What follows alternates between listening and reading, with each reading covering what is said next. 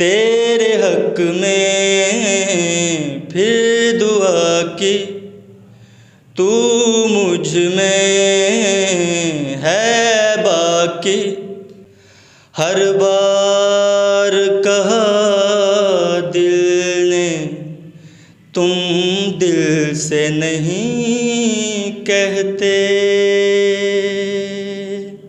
जी नाज़रीन, team voice of Punjab के साथ मैं हूं हाफिज़ खालिद और आज टीम वॉइस ऑफ पंजाब के स्टूडियो के अंदर जो शख्सियत मौजूद है मोहतरम जनाब राना तैयब साहब, अगर इनका मुख्तसर तारफ़ करवाऊं तो आरिफ आला के अंदर उभरता हुआ तारा, शायरी के अंदर एक नाम रखने वाला ये सितारा है। आज इनसे गुफ्तगू करेंगे, इनका तारफ़ भी लेंगे और इनकी अपनी तख्लीक की हुई ऐसी गज़लें आपको सुनाएंगे कि आप हैरान रह जाएंगे कि पाकिस्तान के अंदर टैलेंट की कोई कमी नहीं है। अगर कमी है तो इस टैलेंट को उजागर करने की, इस टैलेंट को किसी प्लेटफॉर्म पे लाने की कमी है। टीम वॉइस ऑफ पंजाब की हमेशा कोशिश रही है कि उन्होंने पाकिस्तान के, पंजाब के ऐसे टैलेंट वाले लोग जो हैं उनको आगे लाने का, उनको आगे आने का हमने हमेशा मौका दिया है। अस्सलाम वालेकुम सलाम। राणा साहब कैसे हैं? अल्हम्दुलिल्लाह, आप सुनाए? ठीक है अल्हम्दुलिल्लाह। राणा साहब बहुत शुक्रिया, आपने वॉइस ऑफ पंजाब के स्टूडियो में अपनी आमद को यकीनी बनाया। हमें पता चला कि आरिफ वाला के अंदर माशाल्लाह आप शेर व शायरी के अंदर एक नाम, एक मकाम रखते हैं। जी अल्हम्दुलिल्लाह। शेर व शायरी का आगाज़ कहाँ से हुआ? कोई हादसा हुआ, शौक़ था, मजबूरी थी, या किसी को देख के आपने इस लाइन को चूज़ किया? शायरी का आगाज़ मैंने यहाँ से किया जब मैं मैट्रिक में था तो 9th क्लास की उर्दू की बुक में मीर तकी मीर का एक शेर है कि हस्ती अपनी हबाब की सी है, ये नुमाइश शराब की सी है। अब हस्ती का भी सबको पता है कि हस्ती क्या होती है और नुमाइश का भी पता है क्या होती है, लेकिन दो लफ्ज़ इसमें यूज़ किया है मीर तकी मीर ने कि हबाब और शराब। ये चीज़ें समझने के लिए, ज़ौक़ वाले बंदों के लिए समझने की ज़रूरत है इनको।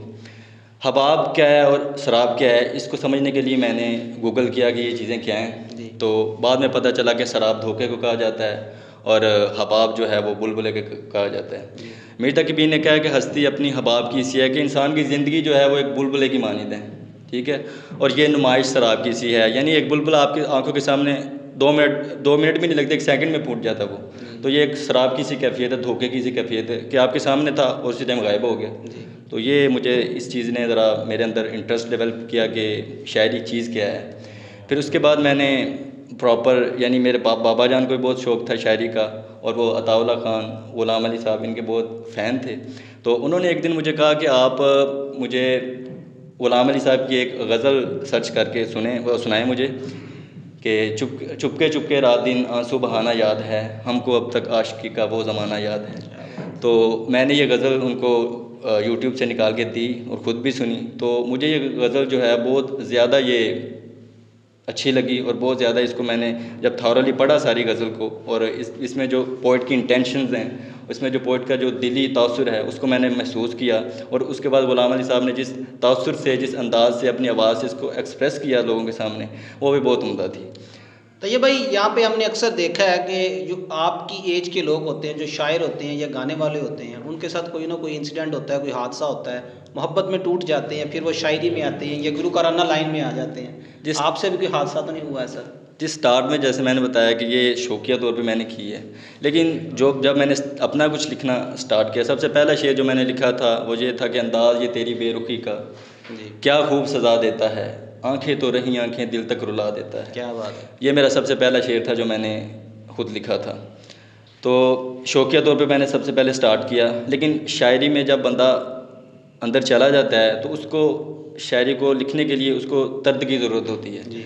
तो इसके लिए अल्लाह ताला इंसान की ज़िंदगी में कुछ ऐसे हालात डेवलप कर देता है, ले आता है कि जिससे इंसान बहुत ज़्यादा अच्छे अंदाज से अपनी शायरी को लेकर चल सकता है। तो मेरे साथ भी कुछ ऐसा हादसा हुआ है तो जिससे मैंने पोइट्री को बहुत ज़्यादा डीपली इसमें जाके इंटरेस्ट लिया और इसको अपना शायर बनाया।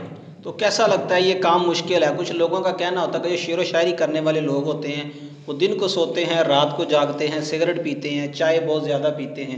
आप में कौन सी आदत है? जी अल्हम्दुलिल्लाह, मैंने सिगरेट तो नहीं पी, लेकिन चाय का मैं शौकीन हूँ, चाय मैं पी लेता हूँ। तन्हाई में बैठ के पीते हैं? तन्हाई में बैठ के पीते हैं। और रातों को जो जागने वाली बात है तो जॉन एलिया साहब जो हैं वो सारा दिन सोया करते थे। जॉन एलिया साहब सारा दिन सोया करते थे और रात को वो जाके लिखा करते थे, ये उनकी बेटी का कहना है, ठीक है। तो ये बात भी ठीक है, लेकिन आप जैसे कह रहे हैं कि हम मेरी उम्र के लोग जो हैं, आजकल जो मैंने देखी है पोइट्री में, जो आजकल की प्रेजेंट इरा के जो पोइट्स हैं उनमें मैंने जो चीज़ ऑब्ज़र्व की है वो पोइट्री करते तो हैं, लेकिन वो एक तख़य्युल होता है सिर्फ। पोइट्री को करने के लिए आपको बहुत ज़्यादा डीपली जाना पड़ता है। पोइट्री जब बंदा इंसान करता है, कोई एक शेर ऐसे नहीं बन जाता। ख़्याल आप सोचते हैं, एक्सप्रेस कर देते हैं, लेकिन पोइट्री में हर शेर का एक वज़न होता है जी, और सारा मकसद भी होता है। हाँ जी बिल्कुल, एक वज़न होता है, उस पर आप पोइट्री लिखते हैं, ठीक है, और उस वज़न पे पूरे का पूरी की पूरी गज़ल लिख रहे हैं या पूरी पूरी नज़म लिख रहे हैं, वो उस वज़न पे चलती है। अब उस वज़न की वजह से जो आप तर्ज़ें देखते हैं, डिफरेंट सिंगर्स गा रहे हैं, गुलाम अली साहब ने गज़लें गाई हैं, मेहदी हसन साहब ने गाई हैं, इंडिया के जगजीत सिंह साहब ने गज़लें गाई हैं, तो ये सारी गज़लें अगर आपके पास गज़ल में वेट नहीं होगा, उसका जो यानी मीटर नहीं होगा, एक गज़ल का वज़न नहीं होगा, तो आप कभी उसको कंपोज़ नहीं कर सकते और उसको तर्ज नहीं दे सकते। तो ये चीज़ मैंने देखी है लोगों में कि लोग सिर्फ एक्सप्रेस कर देते हैं ख़यालात को उठा के, लेकिन उनके शेरों में वज़न नहीं होता, जो प्रॉपर वज़न होना चाहिए। आपके जो पसंदीदा शख्सियत हैं शायरी के अंदर, वो कौन है? मैंने सबसे पहले तो जैसे बताया मीर तकी मीर को पढ़ा, फिर उसके बाद मिर्ज़ा गालिब जी, उनकी मैंने गज़लें पढ़ी सारी। कभी किसी को कॉपी तो नहीं किया? नहीं, मैंने कॉपी नहीं किया। कोई किताब प्रिंट हो चुकी है आपकी? नहीं, अभी नहीं प्रिंट हुई, इंशाल्लाह प्रिंट करेंगे। अभी मवाद मेरे पास मटेरियल थोड़ा सा कम है, मटेरियल थोड़ा सा गैदर करके मैं इंशाल्लाह प्रिंट भी करूँगा किताब को, और इंशाल्लाह मंजर आम पे। तो आपने अब तक कितने जो है ना गज़लें लिखी हैं, कितने अशार लिख चुके हैं? इससे पहले कहीं आपको किसी स्टेज पे जाने का मौका मिला हो? नहीं, इससे पहले तो मुझे किसी स्टेज पे जाने का, किसी जगह पे इंटरव्यू करने का मौका नहीं मिला। अभी मेरी ये इनिशियल स्टेज है। और गज़लें मैंने तकरीबन 20-25 मेरी ख़ुद की जो बिल्कुल एक प्रॉपर वेटेज में हैं वो गज़लें हैं, और साथ दूसरे शेर भी बहुत ज़्यादा हैं जो अभी मैंने गज़ल के तौर पे नहीं लिखे। तो बड़ी मैंने तकरीबन 20-25 गज़लें लिखी हुई हैं। जी, तो क्या सुनाने जा रहे हैं हमारे नाज़रीन? सबसे पहले तो मैं अपनी एक गज़ल सुनाऊँगा। तुमने कहा कि तुम भी हमें कम नहीं समझे। क्या बात! तुमने कहा कि तुम भी हमें कम नहीं समझे, क्या समझे गर चेहरे पे पड़े खम नहीं समझे। क्या बात! कल रात मोहब्बत और बेबसी के झगड़े में, कल रात मोहब्बत और बेबसी के झगड़े में मैंने गमों को समझा मगर गम नहीं समझे। क्या हो!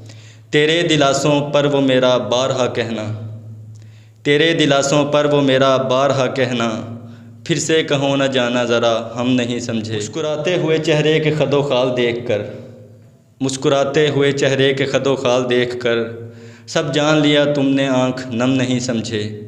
बेबस परिंदा क्या कभी उड़ पाएगा तैयब, बेबस परिंदा क्या कभी उड़ पाएगा तैयब, समझ गया ये वो आखिर पर तुम नहीं समझे। तो ये भाई जितने भी हमने शायर देखे हैं उनका कोई ना कोई तखल्लुस होता है, कोई ना कोई निक नेम होता है। जनाब का निक नेम क्या है? जी, निक नेम तो नहीं, इसको पेन नेम कहते हैं। अच्छा, तो शायरी के अंदर इसको पेन नेम कहा जाता है। जो लिखने वाला, हाँ जी, जो शायर का तखल्लुस होता है, जैसे मिर्ज़ा असदुल्ला खान गालिब, ये पहले इनका जो पहले छोटी उम्र में मीर तकी मीर, इनका जो मीर पीछे लगा हुआ है वो तखल्लुस के तौर पे यूज़ हो रहा है। मिर्ज़ा गालिब का जो गालिब है वो तखल्लुस के तौर पे यूज़ हो रहा है। जॉन एलिया का जॉन और एलिया, ये दोनों तखल्लुस के तौर पे यूज़ हो रहे हैं। मैंने अपना तखल्लुस अभी तैयब भी रखा है, मेरा ये जो नाम है यही मेरा तखल्लुस है। ये तो नाम हो गया, तखल्लुस तो ना हुआ। बस ये मैंने नासिर काज़मी एक बड़ा शायर है, बड़ी किताबें लिखी उन्होंने। मेरा मैं सोच रहा हूँ, मैं बेसिकली बिलोंग करता हूँ वज़ीराबाद से, तो मैं सोच रहा हूँ कि मैं अपना तखल्लुस तैयब वज़ीराबादी रख लूँ। हाँ, ये थोड़ी सी सूटेबल बात है। तो इंशाल्लाह अभी प्रॉपर आगाज़ नहीं किया, अब आगाज़ कर रहे हैं, तो इंशाल्लाह तखल्लुस भी पेन नेम भी यूज़ करेंगे। स्कूल लेवल के अंदर कभी आपने स्टेज पे कोई शेर व शायरी की हो? स्कूल लेवल में तो नहीं, मैं यूनिवर्सिटी में पढ़ता था, तो यूनिवर्सिटी में मैंने की अपनी गज़ल एक्सप्रेस की थी टीचर के सामने, किसी के सामने, तो उन्होंने भी काफ़ी सराहा मुझे कि बहुत अच्छी माशाल्लाह शायरी, आप कीप इट अप, चले करें शुरू। तो कभी किसी आपकी शायरी से मुतासर हो गए, किसी ने प्रपोज़ किया होगा? नहीं, ऐसी कोई बात नहीं। शायरी से अभी तक मैंने मंजर आम पे अभी मैंने लेके नहीं है। अब ये इंटरव्यू चल रहा है, इंटरव्यू के बाद जब प्रॉपर आगाज़ होगा फिर ये चांसेस हो सकता है बढ़ते जाएंगे इंशाल्लाह। हाँ जी।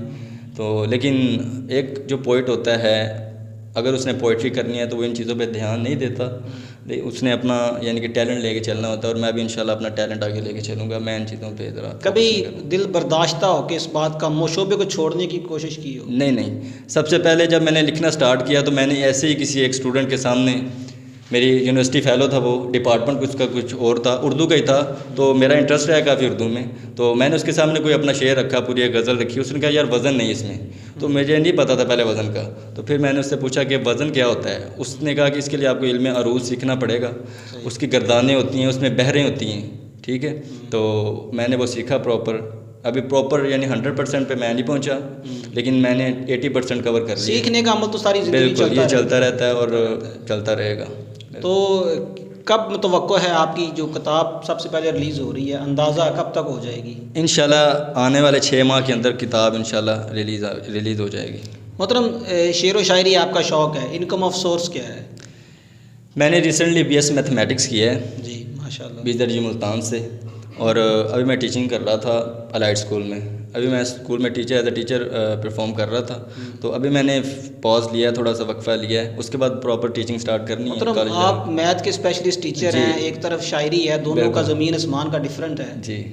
तो मैंने यही बताया था ना कि मेरा इंटरेस्ट जो है वो, यानी कि जब मैं आपको एक इंटरेस्टिंग इंसिडेंस बताता हूँ कि जब मैं इंटर में था तो यही कुछ गालिब के शेर थे, मैं तशरीह कर रहा था, एक्सप्लेनेशन कर रहा था उसकी, तो मुझसे जो अंदर जो हवाले के तौर पे शेर यूज़ होते हैं वो मुझे भूल गया जी। तो मैंने अपने से शेर बना के वहाँ पे रख दिया, और क्लास वालों को, मेरे दोस्तों को मुझसे ये हमेशा गिला रहा है कि आपकी उर्दू में नंबर ज़्यादा क्यों आ जाते हैं जी।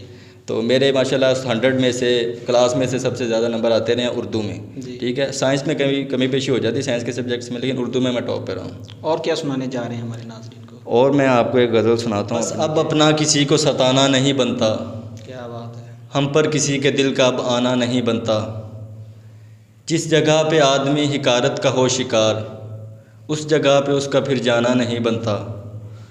कुदरत नहीं कर रखा है मजबूर वगरना, कुदरत नहीं कर रखा है मजबूर वगरना, यूँ अपना बन के फिर वो बेगाना नहीं बनता। क्या बात। जिससे दिल आ जाए यकदम सुकून में, मुझसे अब वैसा कोई बहाना नहीं बनता। आँखें खुल गईं तो कहीं हो न जाएं बंद, आँखें खुल गईं तो कहीं हो न जाएं बंद, तैयब तेरा अब खुद को जगाना नहीं बनता। क्या बात। तो ये भाई शेर व शायरी के अंदर कुछ मौज़ूआत होते हैं जी बिल्कुल। तैयब भाई ने किस मौजू को ज़्यादा चूज़ किया है जो आपका फेवरेट हो, जिसके ऊपर ज़्यादा शेर व शायरी आपने की है? जैसे कि आपने मेरी 2-3 गज़लें सुनी हैं, आप इन गज़लों में आपको देखने को मिला होगा इसमें दुखिया यानी कि बंदा जो दुखी होकर लिखता है उसका तासुर ज़्यादा है। तो मेरी ज़्यादातर शायरी यही है इश्क के तौर पे, लेकिन जैसे एक बंदे का दिल टूट जाता है उसके बाद बंदे पे जो गुजरती है, ऑब्जर्वेशन से जो ऑब्ज़र्व करता है, अपने पे जो गुजरती है उसको जब एक्सप्रेस करता है तो वो दुखी तौर पर कुछ लफ्ज़ चुन के उसको एक्सप्रेस करता है। तो आपने ज़्यादा शायरी टूटे दिलों पे किया, लेकिन मेरा ख्याल है कि आपके साथ कुछ ऐसा। जी बिल्कुल, मैंने एक्सपीरियंस रहा है। पोइट्री जो है वो ऑब्जर्वेशन से होती है। अब आपका दिल टूट जाता है, आप अपने हालात को ऑब्ज़र्व करके एक्सप्रेस कर देते हैं। अब अगर आपकी ऑब्जर्वेशन स्किल बहुत अच्छी है तो आप दूसरी अपने इर्द गिर्द जो सराउंडिंग में लोग होते हैं उनकी ज़िंदगी को ऑब्ज़र्व करके लिख देते हैं। कोई बंदा देख लेते हैं, यानी कि उसके हालात देख लेते हैं, उसको किसी भी शेर में किसी भी गज़ल में एक्सप्रेस कर देते हैं। अब मैं थोड़ा सा इंट्रो देना चाहूँगा गज़ल का और नज़म का, क्योंकि जो गज़ल है और नज़म है ये उर्दू पोइट्री का एक बहुत बड़ा आर्ट है। सबसे पहले ये उर्दू में की गई, उसके बाद डिफरेंट जो लैंग्वेज हैं, पश्तो, फ़ारसी, पंजाबी, ये सारी लैंग्वेज जो भी हैं, उसके बाद इन सब लैंग्वेज में ये चली है। सबसे पहले इसका सेहरा जो जाता है वो उर्दू लैंग्वेज को जाता है, और उर्दू के शोरा ने इसको इंट्रोड्यूस करवाया था।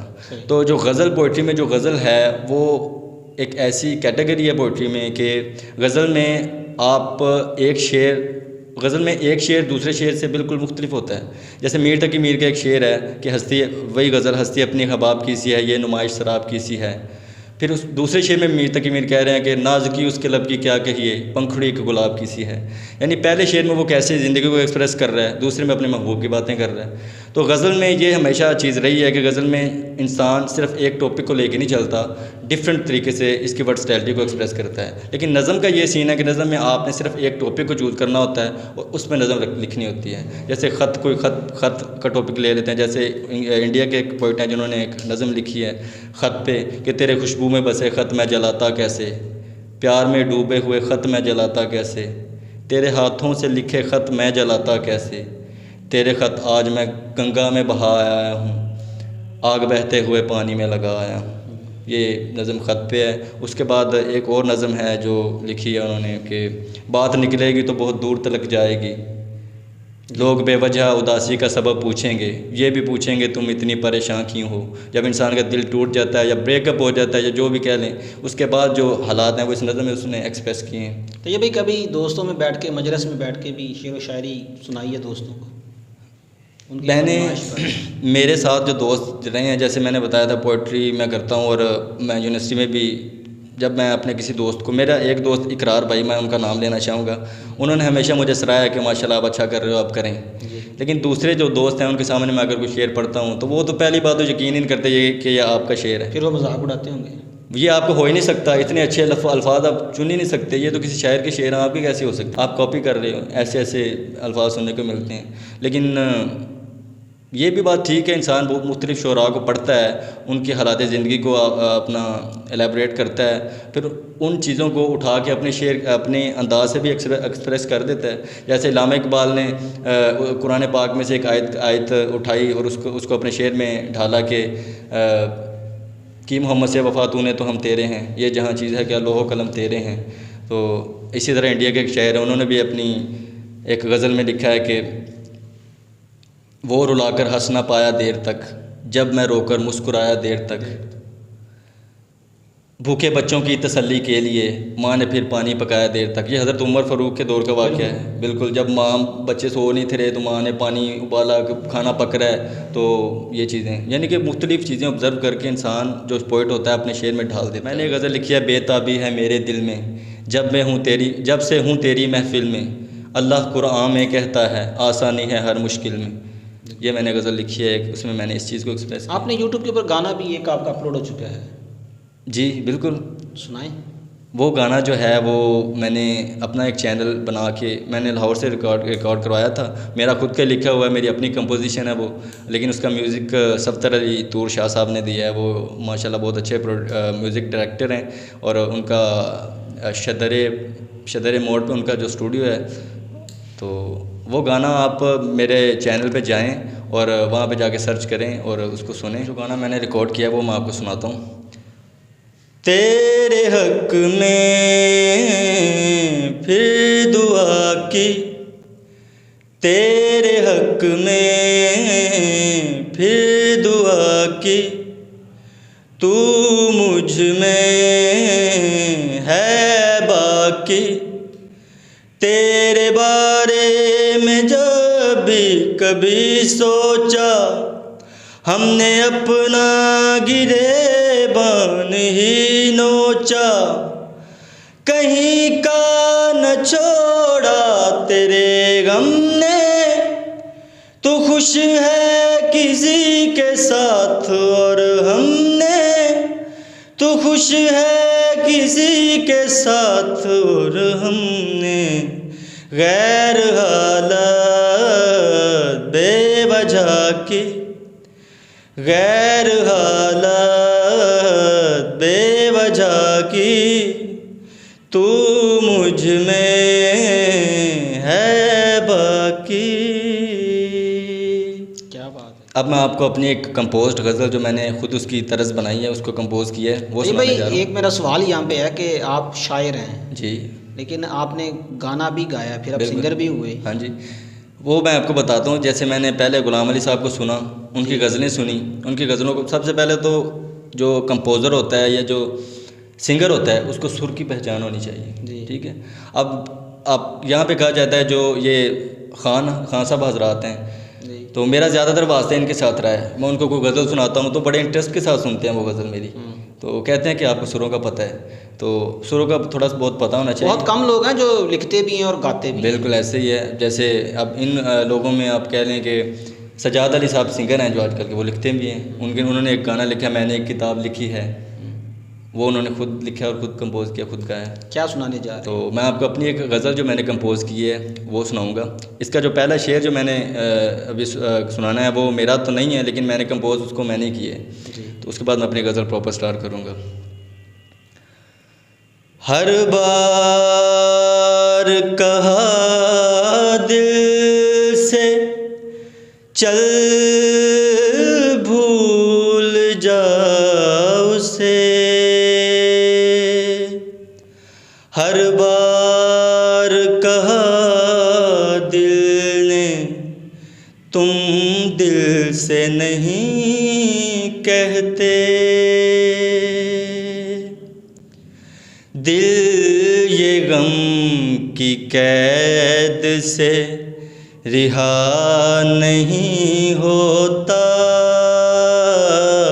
दिल ये गम की कैद से, रिहा नहीं होता दिल ये गम की कैद से, दिल ये गम की कैद से रिहा नहीं होता। मोहब्बत हो गैर हाथ में तो क्या नहीं होता, मोहब्बत हो गैर हाथ में तो क्या नहीं होता दिल ये गम की कैद से। सराया हुआ है मुझ में जाने वो कैसे, सराया हुआ है मुझ में जाने वो कैसे, जुदा हो के भी मुझसे जुदा नहीं होता, जुदा हो के भी मुझसे जुदा नहीं होता दिल ये गम की कैद से। 100 बार तुमसे कह चुका मैं दूर जा चुका, 100 बार तुमसे कह चुका मैं दूर जा चुका,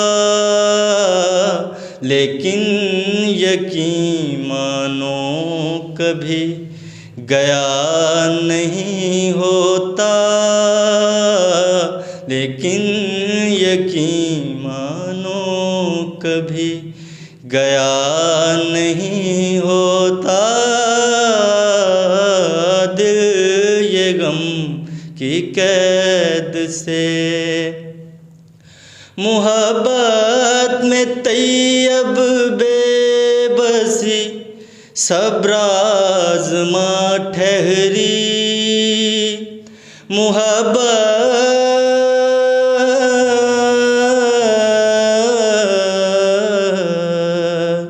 मोहब्बत में तैयब बेबसी सब्र आज़मा ठहरी, हो जाता अगर ये सब्र तो फिर क्या नहीं होता, हो जाता अगर ये सब्र तो फिर क्या नहीं होता दिल ये गम की कैद से। क्या बात है जी, माशाल्लाह, बहुत खूब। जी नाज़रीन, टीम वॉइस ऑफ पंजाब के साथ महवे गुफ्तगू थे मोहतरम जनाब राना तैयब साहब। आरिफ आला की आन बान और शान है, इंशाल्लाह आने वाले वक्त के अंदर उभरता हुआ एक तारा है। इसी के साथ जो है ना वो इंशाल्लाह टीम वॉइस ऑफ पंजाब इस प्रोग्राम का अख्ताम करती है। इसके अख्ताम के ऊपर मैं इन्हीं के एक शेर से आपसे इजाज़त चाहता हूँ।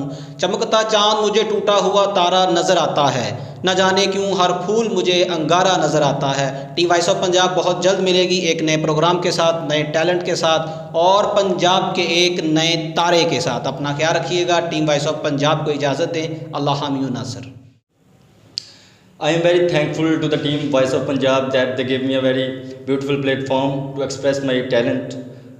Lastly, मैं आपको एक अपनी ये गज़ल सुनाना चाहूँगा कि बेवफा समझो या वफ़ादार समझ लो, बेवफा समझो या वफ़ादार समझ लो, कुछ न कुछ तो मुझको मेरे यार समझ लो। वो जिस समत चले जाने से मोहब्बत नहीं रहती, वो जिस समत चले जाने से मोहब्बत नहीं रहती, लो फिर आज मुझे भी उसी पार समझ लो। हैं जो समझदार मुझसे दूर दूर हैं, हैं जो समझदार मुझसे दूर दूर हैं, तुम भी अब से ख़ुद को समझदार समझ लो। तुझको तैयब खुद ही खुद को खुश रखना है, तुझको तैयब खुद ही खुद को खुश रखना है, ख़िज़ां के इस मौसम को भी बहार समझ लो। शुक्रिया, थैंक यू, अल्लाह हाफ़िज़।